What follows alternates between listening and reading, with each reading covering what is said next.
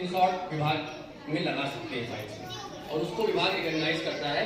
तो ये ज़रूरी नहीं है कि आपने SCRT में ट्रेनिंग लिया है या नहीं लिया है, आप दीक्षा ऐप के माध्यम से वहाँ पर कर सकते हैं, इसका आपको पॉइंट्स वहाँ मिलेगा। इसके बाद बात आती है कि आप अभिनव प्रयोग, पहले अभिनव प्रयोग पे 10 नंबर मिलते थे, लेकिन अब इस बार उसको कम कर दिया उन्होंने, 5 मार्क्स ही मिलने हैं। और अभिनव प्रयोग में आप जो भी आप उसके तमाम काम करते हैं, चाहे छात्र नामांकन बढ़ाने के लिए हो, चाहे आप ICT में कोई बेहतर कार्य कर रहे हो, कंप्यूटर से आप पढ़ाते हो, आपके पास लाइब्रेरी हो, आपने साइंस की लैब बनाई हो, या आपको विभाग की तरफ से हमें स्मार्ट बोर्ड भी मिल गया है, जिसपे हम इंटरेक्टिव बोर्ड पे बहुत ही आकर्षक तरीके से अपने बच्चों को पढ़ाते हैं, बताते हैं, तो उससे हमारा पढ़ाना और आसान हुआ है। तो आप उसका भी यूज दिखा सकते हैं कि हम इस तरीके से करते हैं। दीक्षा ऐप पर जो ट्रेनिंग आपने लिया है, उस ट्रेनिंग में जहाँ पर नंबर लिख के आता है उसका स्क्रीनशॉट लेना है। ऐसा नहीं कि सारे सर्टिफिकेट्स का लेना है, सारे सर्टिफिकेट्स नहीं लगाना है। जहाँ आपका नाम लिखा है, नीचे संख्या आती है, उसका स्क्रीनशॉट लेना है, उसको आपको लगाना है, और 2-4 सर्टिफिकेट्स भी आप उसी में कोलाज बनाते समय उसको लगा सकते हैं।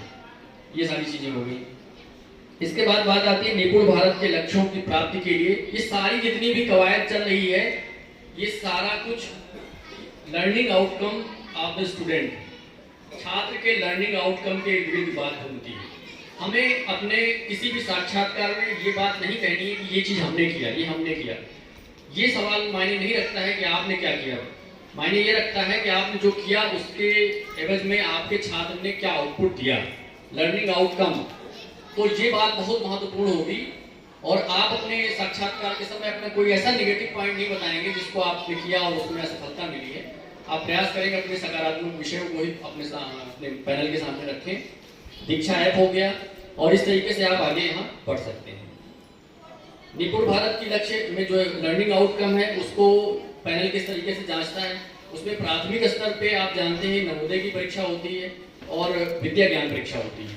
इसमें अगर आपके बच्चे का सिलेक्शन अच्छा है तो आपको वेटेज अच्छा मिलना है, क्योंकि साक्षात्कार लेने वाले लोग ये नहीं देखते हैं कि आपने प्रार्थना सभा कितनी अच्छी कराई, PT कराया, योग दिवस कराया, उस पर ज़्यादा फोकस नहीं होता है।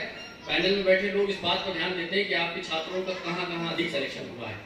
ये बात बहुत ही महत्वपूर्ण है। तो सिलेक्शन यदि आपने ज़्यादा लिया है, आपका 5 सालों में नामांकन बढ़ा है, जैसे मेरा जो अभी सर बता रहे थे कि हमारी पोस्टिंग कुशीनगर थी और 3.5 साल हमको अयोध्या हो गई थी जब हमने अप्लाई किया है। और अप्लाई भी किस लिए किया, हमको फॉर्म निकले 15 दिन हो गए थे, मनीष सर ने कहा था कि आप अप्लाई कर सकते हो, आप अच्छा काम कर रहे हैं। तो मैंने इनसे पूछा क्या करना है, कैसे करना है। उसके बाद में फिर कुछ ऐसा इवेंट हुआ कि हमने आवेदन को देखा, मुझे लगा कि नहीं कर सकते हैं, इसमें कोई दिक्कत नहीं। आवेदन किया, मेहनत किया, लग करके, और फिर काम हमने आगे बढ़ाया। तो इसलिए मनीष सर का यहाँ बहुत बहुत धन्यवाद है। आप इनके लिए एक बार जरूर ताली हमारी तरफ से जाए। उन्होंने काफ़ी लोगों को मोटिवेट किया, उसमें हम भी लाभ पा रहे हैं।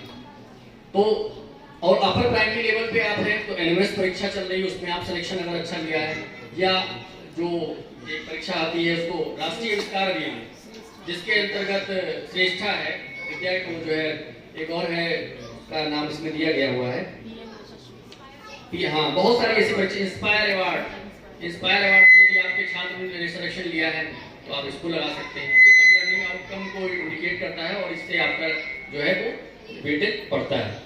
इसके अलावा आप अन्य पाठ्य सहगामी क्रियाएं हैं, खेलों में आपके बच्चों ने मंडल और राज्य स्तर पर अगर प्रतिभाग किया है तो वो आपको वेटेज देगा। अगर डिस्ट्रिक्ट लेवल पे है या ब्लॉक लेवल पे है तो वो नहीं देगा, एकदम क्लियर कट बात है। पाठ्यक्रम इस बार जो चेंज हुआ है, पाठ्यक्रम यदि आपने 100% पूरा किया है तो आपके हेडमास्टर उस पर अपनी सहमति देंगे और PO उसको प्रमाणित करेंगे। इस पर भी आपको 5 नंबर का लाभ होगा। गत वर्षों में अगर कोई अन्य राष्ट्रीय या राज्य स्तर का पुरस्कार मिला है तो इस पर आपको वेटेज मिलना है। और 100% ऑनलाइन रजिस्टर्स, डिजिटाइजेशन की बात हो रही है यहाँ पर, ये एक नया पॉइंट इस बार ऐड हुआ है। अगर आपने अपने 12वें रजिस्टर का डिजिटाइजेशन किया है और बेहतर ढंग से आप सूचनाओं का आदान प्रदान कर रहे हैं, आपने अपने छात्रों की अटेंडेंस ऑनलाइन लॉग किया है, तो इसके लिए भी आपको वहाँ पर पुरस्कार मिलेगा, मतलब वेटेज मिलेगा। तो ये सारे ऐसे काम हैं जिनके आपको बता दें कि पूरा जो वेटेज है वो 100 नंबर का है, 20 नंबर का वस्तुनिष्ठ, 40 नंबर का वस्तुनिष्ठ है और प्रदर्शन आधारित 40 नंबर का है, यानी 80 नंबर आपको जनपद स्तर से प्राप्त होने हैं।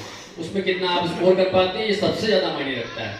20 मार्क्स जो है वो आपको स्टेट कमेटी देगी, वहां पर आप कितना अच्छा कर पाएंगे वो फिर आपका अलग सेकंड स्टेप होगा। इस बार केवल 2 जो जनपद से शिक्षक होंगे वो स्टेट के लिए जाएंगे। सारी बात रही, उम्मीद है कि आपको समझ में आया होगा। बहुत बहुत धन्यवाद सर।